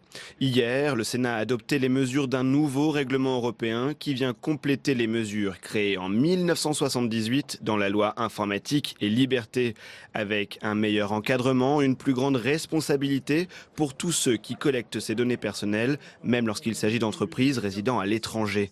La France a pris une part très active dans les négociations européennes afin de maintenir et de promouvoir son modèle de contrôle et de protection qui constitue encore aujourd'hui une référence en Europe et dans le monde. Parmi les mesures de ce projet de loi, la création d'une majorité numérique, c'est-à-dire d'un seuil d'âge en dessous duquel les adolescents devront obtenir une autorisation parentale avant de s'inscrire sur les réseaux sociaux. Voté à 15 ans par les députés, les sénateurs ont choisi 16 ans. Des sénateurs qui, sur certains sujets, se sont montrés particulièrement critiques envers le gouvernement. Notre commission a tenu à répondre aux attentes et aux vives inquiétudes des collectivités territoriales. Ce sont les grandes absentes du projet de loi. Elles sont pourtant, de la plus petite à la plus grande, toutes et absolument toutes concernées par les dispositions du règlement. C'est donc là un des apports du Sénat. Les collectivités locales seront mieux accompagnées. Les sénateurs qui ont également imposé la transparence des algorithmes de l'administration, comme sur la plateforme Parcoursup par exemple. Enfin, la Haute Assemblée a voté la création d'un label pour les objets connectés vertueux en matière de protection des données. Dans quelques mois, nos données personnelles seront donc mieux protégées. Si les entreprises récoltant ces informations ne jouaient pas le jeu, elles pourraient faire face à des amendes extrêmement lourdes, jusqu'à 4% du chiffre d'affaires mondial de ces géants de l'Internet. Isabelle Falque-Pierrotin, présidente de la CNIL, est notre invitée. Elle répond aux questions de Saveria Rojek. Le face-à-face, c'est tout de suite.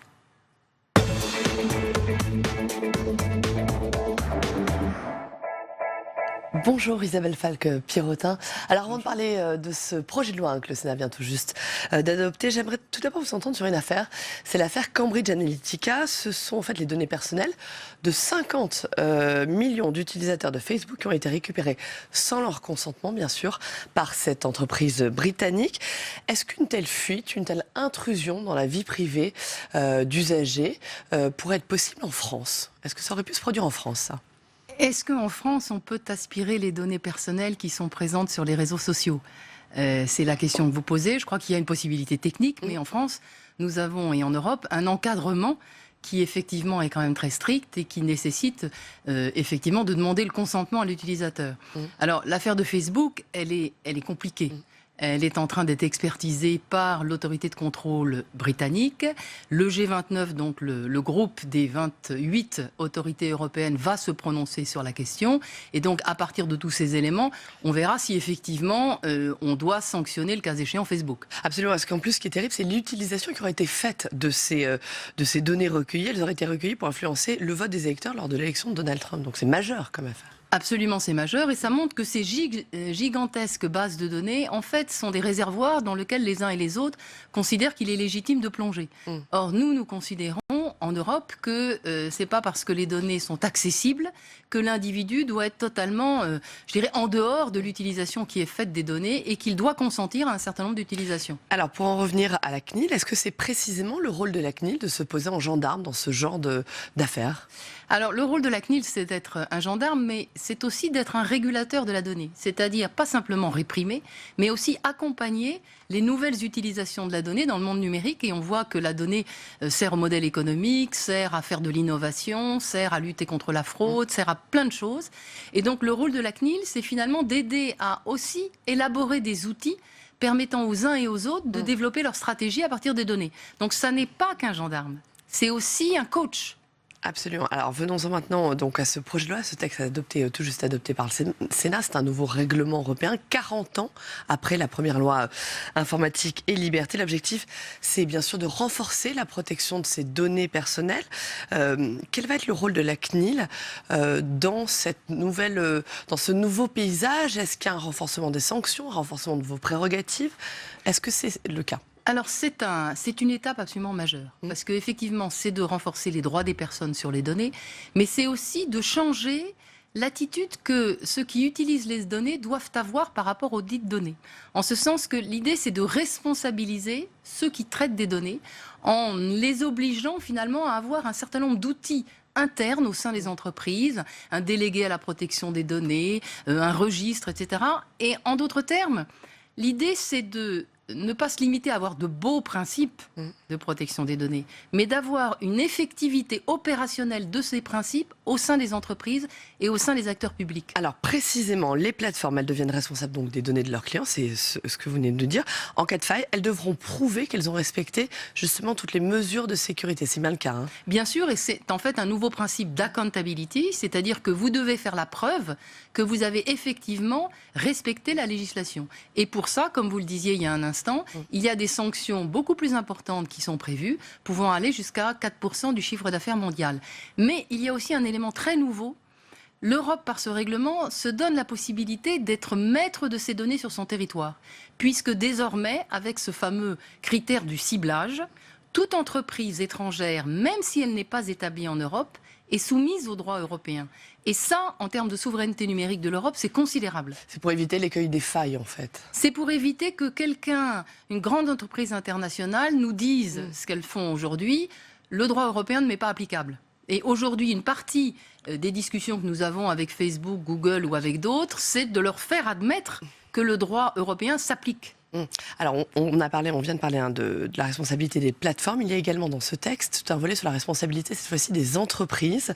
La philosophie de ce nouvel règlement, c'est donc de renforcer cette responsabilité des entreprises. Elles vont devoir également mettre en place des systèmes pour protéger les données qu'elles recueillent auprès de leurs salariés. Bien sûr, c'est l'idée que justement la protection des données doit rentrer dans le quotidien des entreprises, dans les process, je dirais, quotidiens. Et que donc il y a par exemple un délégué à la protection des données qui est une sorte de chef d'orchestre interne qui va piloter toute la gouvernance interne données de l'entreprise. Et ça, je crois qu'il faut bien se rendre compte le changement d'inspiration. Vous voyez, jusqu'à présent, dans le fond, c'est le régulateur qui fixe le là.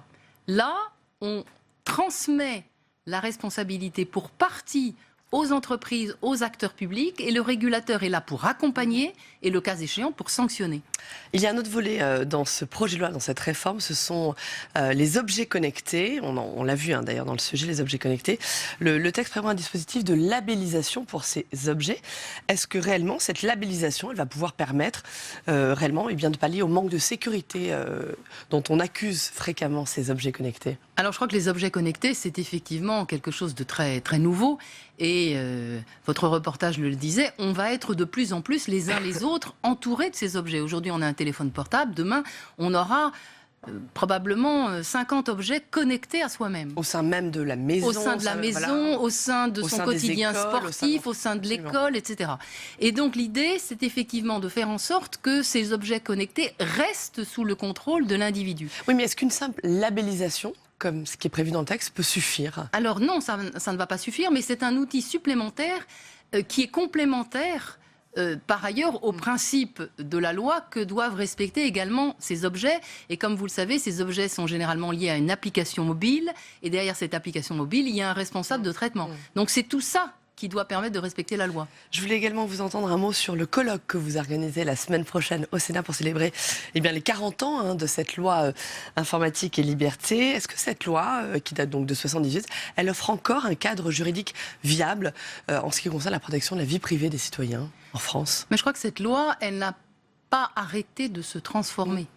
Et elle a fait preuve d'une plasticité assez remarquable dans les 40 dernières années. Et le but du colloque, c'est dans le fond de faire un bilan critique, en disant, sur le plan interne, est-ce que par rapport à des besoins d'innovation, des besoins de protection, des besoins de sécurité de l'État, est-ce que la loi est efficiente?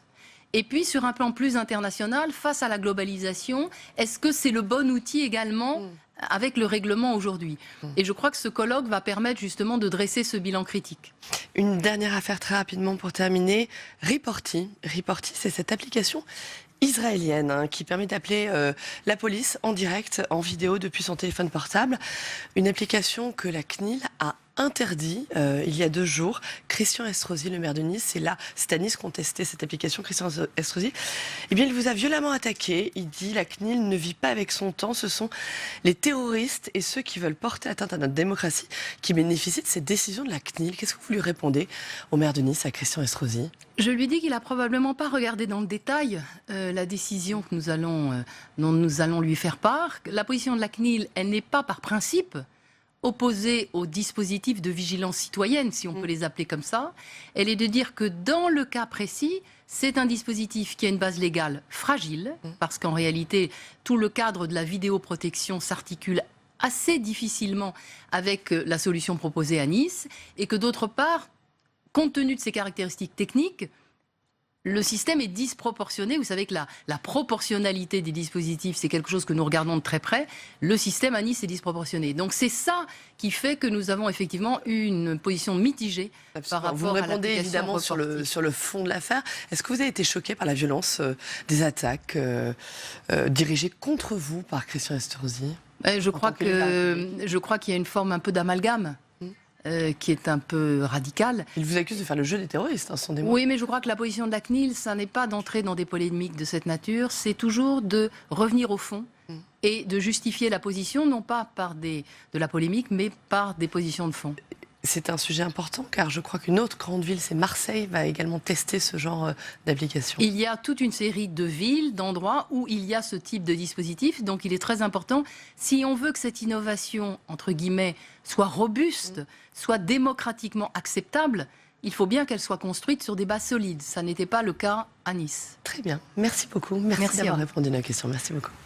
Merci à vous et on continue cette émission. À présent, on va parler de ces manifestations, de cette journée de grève, de ce premier test social pour l'exécutif. On va d'ailleurs retrouver Clément Perrault en direct de la place de la Bastille à Paris. C'est là que doivent converger les deux grandes manifestations organisées aujourd'hui, à la fois à l'appel des cheminots, mais aussi des fonctionnaires, des grévistes de la fonction publique. Clément.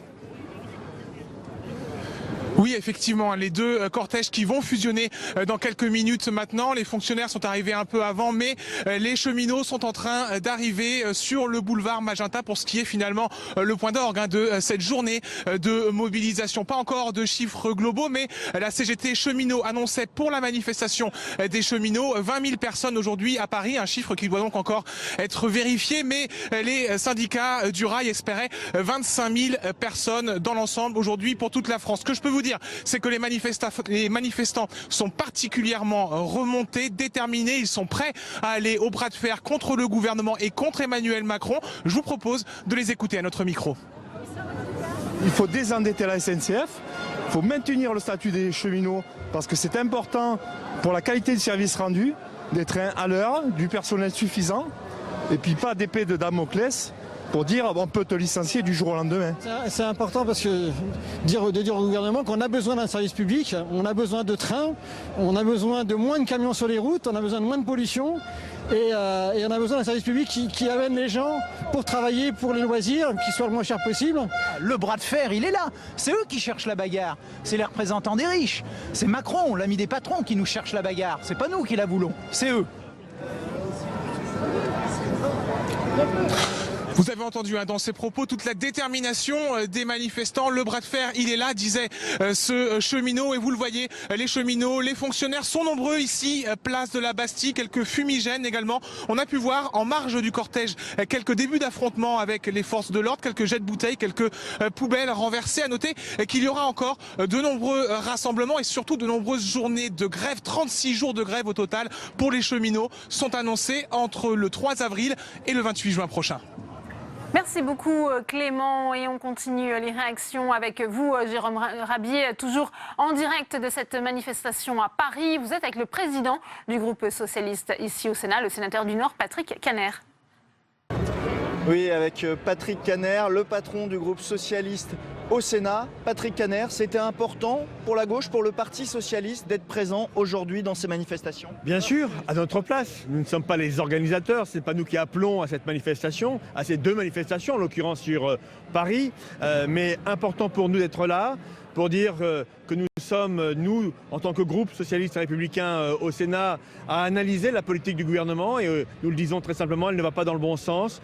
Aujourd'hui, les services publics sont en difficulté, sont même menacés. C'est presque une démarche agressive à leur égard, à l'égard des fonctionnaires. Il n'y a pas de service public sans fonctionnaires. Et on voulait aussi, par rapport aux cheminots, dire aux cheminots que nous voulons, en tant que parlementaires, exister et pas uniquement simplement en disant oui à des ordonnances qui nous échapperaient. Vous vous positionnez clairement maintenant dans l'opposition. Le Parti socialiste s'est peut-être cherché. Avec l'élection d'Olivier Faure, vous dites on est contre ce gouvernement. C'est une opposition qui regarde chaque décision du gouvernement. Nous savons bien que, notamment sur les problèmes internationaux, les politiques européennes, nous aurons des points de convergence. Et j'ai envie de dire, cela est normal. Mais par contre, quand on diminue les contrats aidés, quand on crée une CSG profondément injuste pour les retraités modestes de 1 200 €, qui ont un revenu de 1 100 €, quand on remet en cause le service public en permettant des vagues qu'on ne connaît pas encore de départ volontaire, eh bien, on est en train de toucher au modèle social, au modèle même de société française. Et là, nous disons non, stop là. Donc c'est notre place aujourd'hui d'être dans la rue avec les salariés pour dire que nous voulons préserver ce qui fait finalement l'identité française. Mais vous êtes sans les autres partis de gauche qui se sont réunis mais ne vous ont pas convié, vous le regrettez? Oui, j'ai vu cette rencontre. Que l'extrême gauche se retrouve, moi je n'y vois aucun inconvénient. D'autres partis qui ont participé au gouvernement, à différents gouvernements portés par les socialistes, étaient présents, dont acte. Nous, les socialistes, nous sommes les représentants de la social-démocratie, d'une gauche assumée, d'une gauche de gouvernement. Nous voulons montrer par notre soutien ici que nous aspirons à revenir un jour aux responsabilités. C'est ça notre objectif. Et voilà, nous sommes en voie presque de rétablissement. Quelques bonnes nouvelles sont arrivées, y compris ce week-end sur le plan électoral, mais la convalescence, nous le savons, sera longue. À nous de bien la gérer. Merci beaucoup Patrick Caner d'avoir répondu à nos questions. Et on va revenir sur les enjeux de ces manifestations avec mes invités dans le second débat.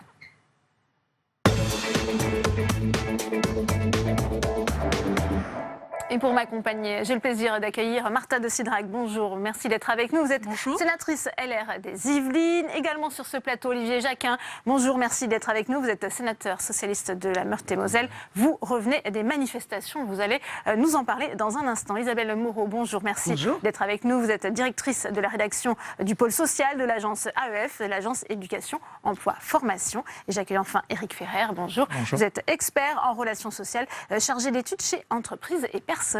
Première question pour vous, Marta de Cidrac, puisqu'on a vu la mobilisation des sénateurs socialistes dans ces manifestations. Quel regard portez-vous sur ces mobilisations? Vous n'êtes pas présent physiquement, mais est-ce que vous les soutenez?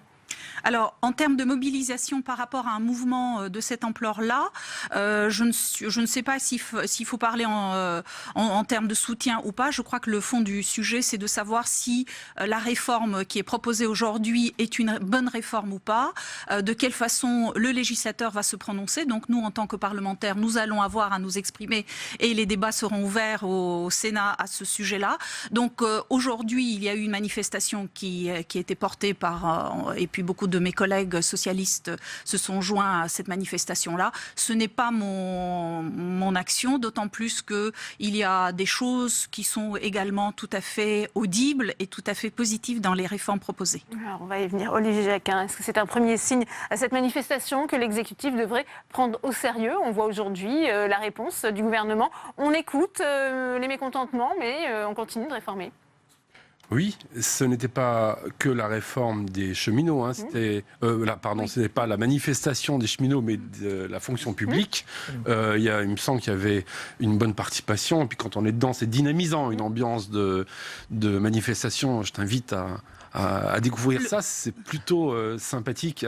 Et je crois que notre place, en tout cas au PS, elle est, comme l'a dit Patrick Caner à l'instant, dans la manifestation avec les manifestants. Les manifestants, nous faisons partie du mouvement social. Ouais, mais les socialistes, on l'a vu, et notamment Olivier Faure, qui sera le futur secrétaire de votre parti, est quelque peu hué, chahuté.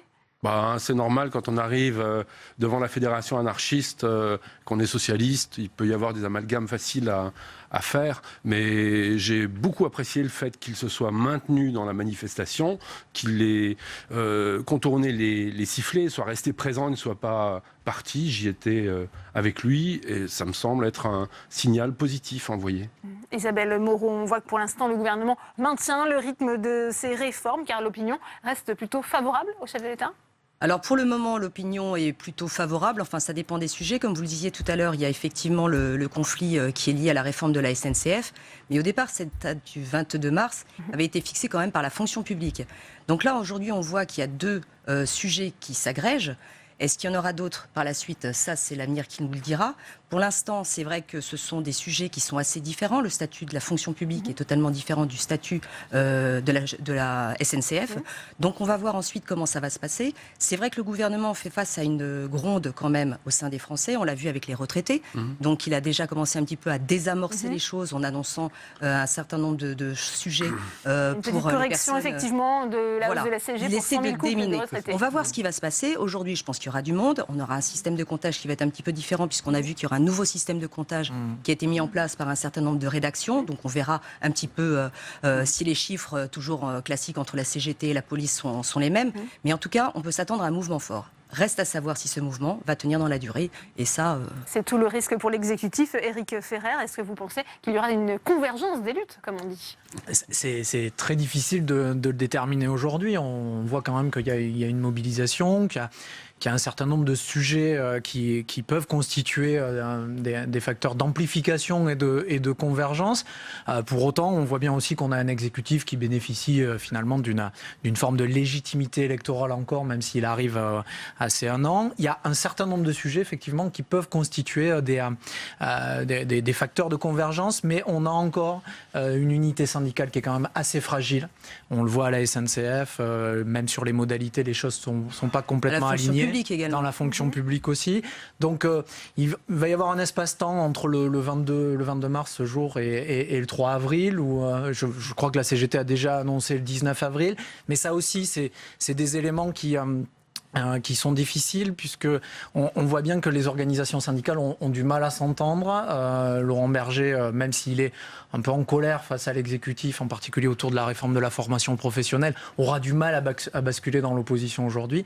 Et du point de vue politique, l'unité politique et les perspectives politiques, qui sont quand même un facteur de mobilisation aussi, sont toujours pas au rendez-vous. Oui. Olivier Jacquin. Sur la légitimité réformatrice du président, autant sur la loi travail, il avait annoncé dans sa campagne électorale qu'il passerait par un régime d'ordonnance. Donc quand il l'a fait, personne n'a pu dire il nous prend par surprise. Sur la SNCF, on n'est pas du tout dans ce cas, et il maltraite les chambres par un régime d'ordonnance qui n'était pas annoncé, qui est extrêmement original à décortiquer. Je pense que Public Sénat reviendra dessus, puisqu'il y a un système d'ordonnance contre amendement et, paraît-il, de la concertation. On va voir ce que ça donne. Mais il y a, il me semble, une vraie déconnexion du gouvernement avec les Français. Moi, j'invite le président de la République à traverser le périphérique pour de bon, parce que la cristallisation autour du 80 km/h, la hausse du tabac ou la hausse excessive des carburants, on n'a pas seulement fait 4 centimes d'écart entre le diesel et l'essence, on a mis 8 centimes de plus, et donc 4 centimes d'augmentation partout. Et c'est des choses qui commencent à... Moi, je l'entends, quand je rentre dans ma campagne, ça réagit fortement, il me semble. Marcel de Cidrac, sur le recours aux ordonnances, finalement, on a le sentiment que si le gouvernement voulait un peu braquer les syndicats, il ne se serait pas mieux pris, et nous aussi, le Parlement. Mais de façon générale, je partage un certain nombre des propos de mon collègue Jacquin.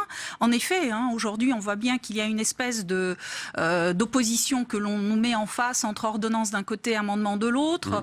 Sur la méthode, aujourd'hui, il faut s'interroger sur la méthode qui est imposée au Parlement. Donc c'est quelque chose qui, malgré tout, est inquiétant. Je le dis très sincèrement. Je crois qu'il faut que nous fassions collectivement attention à cela, parce que je retiens 2 choses de la journée d'aujourd'hui. Certes, une mobilisation qui mériterait d'être observée. Il faut regarder un petit peu l'ampleur. Est-ce que cela va continuer ainsi ou pas, puisqu'il y a d'autres mouvements qui sont annoncés prochainement. Moi, je retiens quand même 2 choses. C'est que il y a des mécontents qui aujourd'hui manifestent. Après, on peut ne pas être d'accord sur le fond, on peut ne pas être d'accord sur la forme.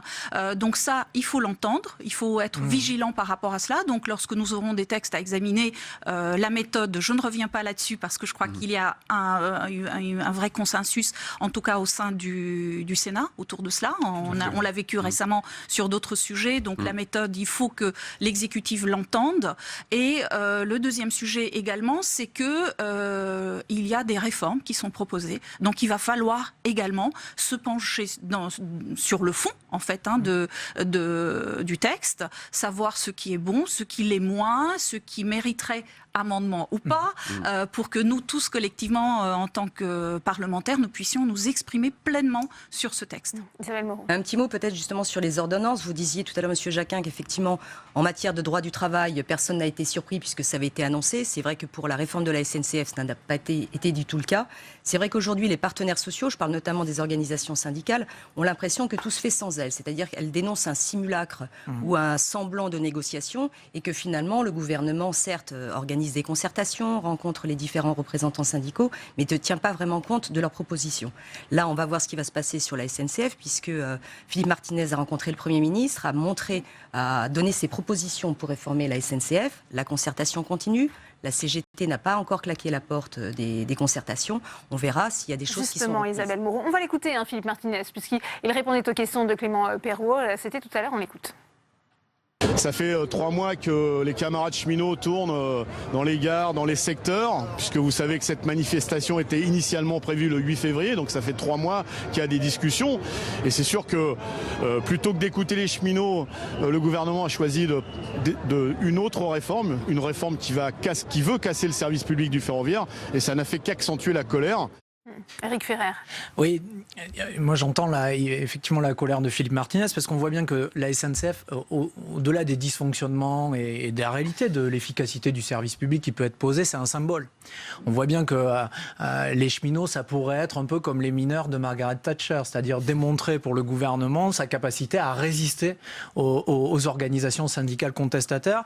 On a vu que finalement, il avait affaibli les syndicats réformistes en considérant que finalement la démocratie politique était au-dessus de la démocratie sociale et que le rôle des syndicats, c'était plutôt l'entreprise et la branche.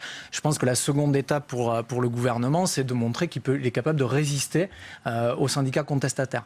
Je pense quand même que la difficulté que va avoir le gouvernement et qu'a le gouvernement aujourd'hui, c'est finalement de convaincre de l'équilibre de sa politique générale depuis 1 an.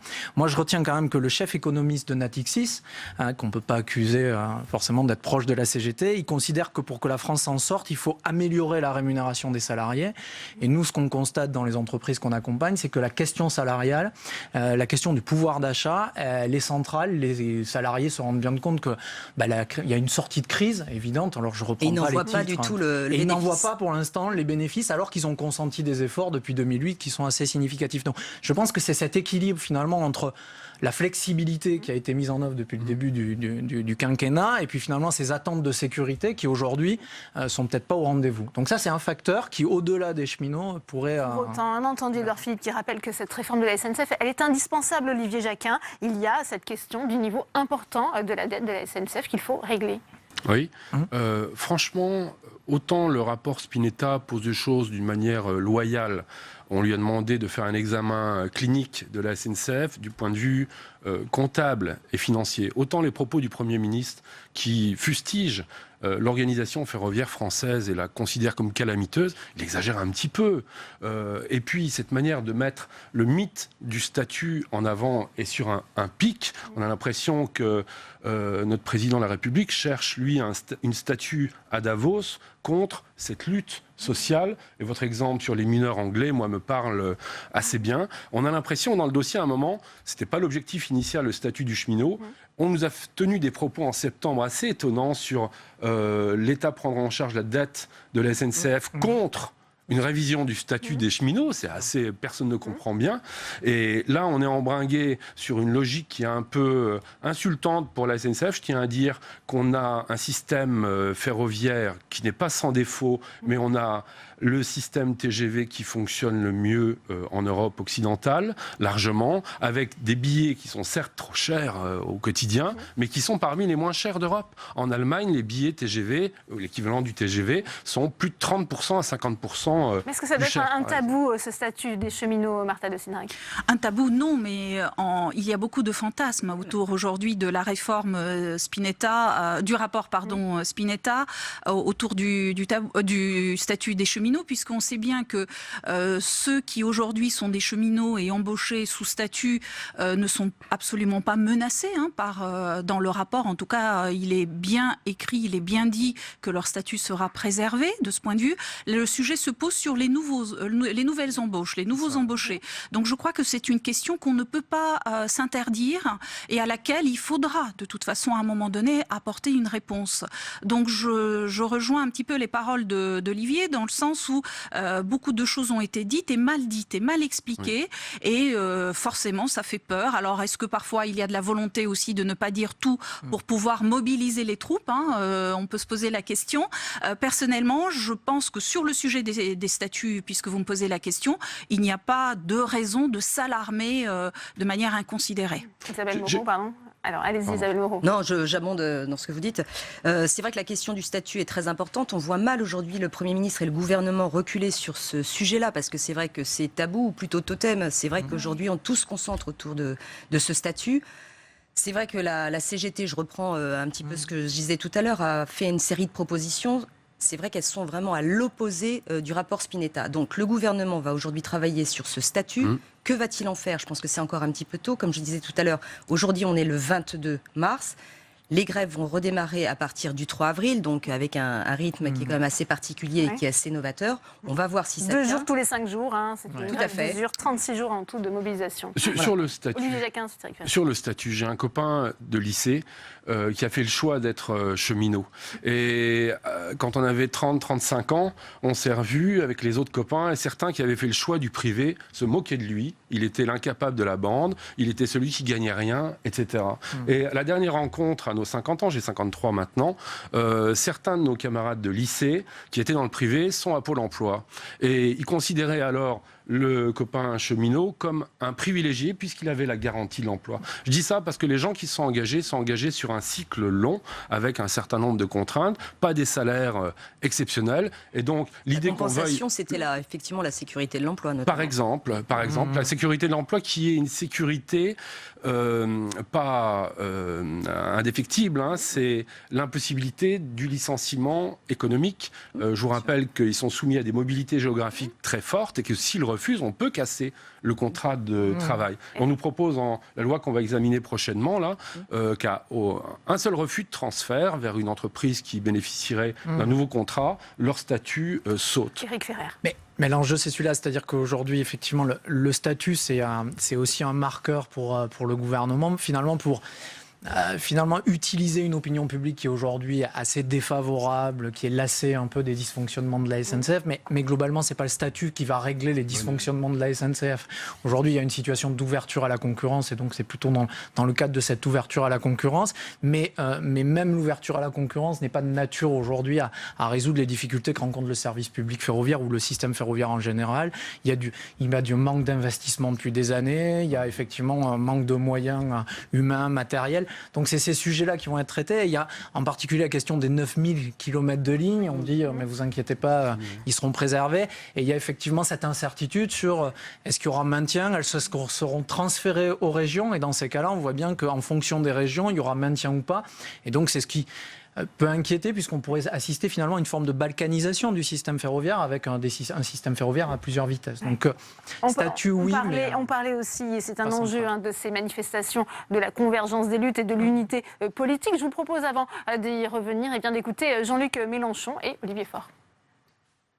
C'est un moment important pour les usagers de la SNCF, pour les cheminots, pour toutes celles et ceux qui luttent pour une autre vision du service public. Et c'est ce qu'on est venu dire aujourd'hui en étant en soutien d'organisations syndicales qui ont appelé à manifester et que nous venons retrouver. Stop Macron. Déjà au bout d'un an, on en a déjà autant marre de lui qu'en mai 68, au bout de 10 ans, on en avait marre de Gaulle. Lui, en un an, il a réussi à bouffer tout son crédit populaire. Ça, c'est le message essentiel. C'est le message essentiel, Martha de Cidrac. Stop Macron aujourd'hui. Je ne sais pas si c'est le message essentiel. Je ne souhaite pas relever puis rebondir sur les paroles de Jean-Luc Mélenchon. Simplement, aujourd'hui, quoi qu'il en soit, il faut se poser la question service public, service au public. Donc aujourd'hui, très clairement, les usagers sont empêchés de se déplacer, sont gênés. Donc il faut véritablement que l'on s'interroge sur ces grèves et cette grève qui s'annonce quand même assez suivie. Et surtout, on sait qu'on a compliqué la vie des Français, effectivement. Ça complique énormément. Donc voilà, je crois qu'aujourd'hui, il faut que nous soyons attentifs. Vous l'avez relevé, le vrai sujet, c'est de savoir qu'est-ce qu'on va faire de ce rapport-là. En réalité, nous en avions débattu en commission déjà autour de cette réforme et de ce rapport. Donc il est fondamental pour nos territoires que le maillage soit assuré, que les usagers puissent se déplacer. On ne peut pas regarder un aménagement du territoire uniquement par le biais de la rentabilité. Il est évident qu'à un moment donné va se poser l'enjeu du maillage de nos territoires, de ces déplacements, ce que l'on souhaite faire en fait de tout cela, de cette mobilité nouvelle et avec quels moyens, de quelle façon. Donc il faut être attentif aussi aux remarques des régions, puisque les régions sont quand même très impliquées dans ce dossier-là. Donc il faut les entendre également, ne pas simplement suivre la rue sur ces problématiques. Vous parliez tout à l'heure de convergence des luttes. Je pense que pour l'instant, c'est encore trop tôt pour le dire. Parce que comme je disais, on parle pas mal de la SNCF, mais il y a également la fonction publique. Et la fonction publique, finalement, les deux cortèges vont se rejoindre ce soir à Bastille. Mais ils souhaitent quand même qu'on regarde un petit peu leur situation à eux, qui n'est pas du tout la même que celle de la SNCF. Donc c'est plutôt aujourd'hui une superposition des luttes. On voit que effectivement, les Français expriment un sentiment de ras-le-bol, il y a des choses qui ne vont pas et s'expriment, donc c'est plutôt quelque chose qui est important. Mais c'est vrai que les fonctionnaires, la situation est complètement différente. Les fonctionnaires, on a vu que ça avait bougé dans les EHPAD. Donc la situation est très très compliquée, notamment dans les hôpitaux. Donc là, il faut voir aussi comment le gouvernement va répondre à leurs attentes. Il y a eu le gel du point d'indice, la suppression de postes qui est annoncée. Donc ils ont quand même déjà annoncé que l'agenda social sur le plan salarial allait être revu et avancé à la mi-juin. Donc peut-être le gouvernement va-t-il faire un petit geste pour calmer au moins un petit peu la fonction publique. Éric Ferrer, ce sera le mot de la fin avec vous, effectivement, sur aussi cette question des fonctionnaires. Elle est centrale. Je rappelle que le 22 mars, c'est avant tout, et c'était tout d'abord la journée de mobilisation de la fonction publique. Donc c'est effectivement la question des hôpitaux publics qui est au cœur quand même de la problématique, qui pour le coup fédère l'opinion publique. Il y a une vraie sensibilité, il y a un vrai attachement à l'hôpital public. Donc effectivement, c'est finalement de la capacité de mobilisation des fonctionnaires que peut dépendre de beaucoup. On l'a vu à l'époque sur le CPE, c'est quand même aussi la fonction publique qui, par ses mobilisations, a alimenté la contestation. Donc c'est vrai qu'on a eu une fonction publique au plan syndical qui était un peu atone ces derniers temps, et de ce point de vue-là, ça pourrait... Merci à vous, Olivier Jacquin. Merci à Martha de Cédric. Merci, Olivier Jacquin. Merci beaucoup, Isabelle Moreau. C'est la fin de cette édition. Merci à vous de l'avoir suivi. Très bonne soirée et bonne suite du programme sur Public Sénat.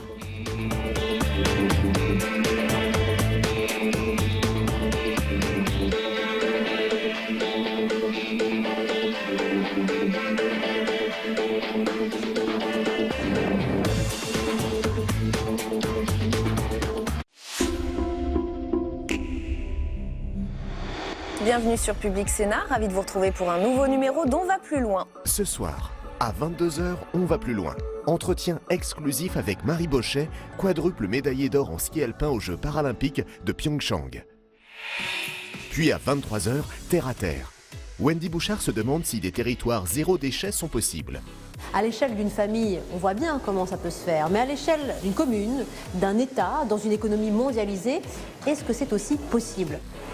Bonne soirée sur Public Sénat.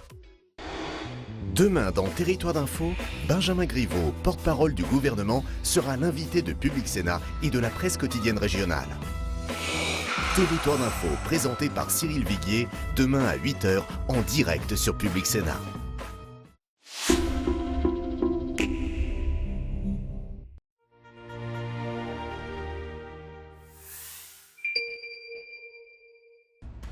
Amendement, débat, vote, en séance, dans un instant. Chaque semaine, une personnalité politique de premier plan est interrogée sans concession sur les grands thèmes de l'actualité. Question d'info, présentée par Frédéric Aziza, en partenariat avec l'AFP et Le Point, ce soir à 20h30. Brie est née garçon mais veut devenir femme. Avec son fils retrouvé, elle va parcourir les États-Unis et réussir à nous faire sourire avec son histoire, celle d'une personne transgenre. On en parle dans Grand Écran avec mes invités juste après le film Transamérica. Grand Écran, présenté par Valérie Brochard, dimanche à 20h30.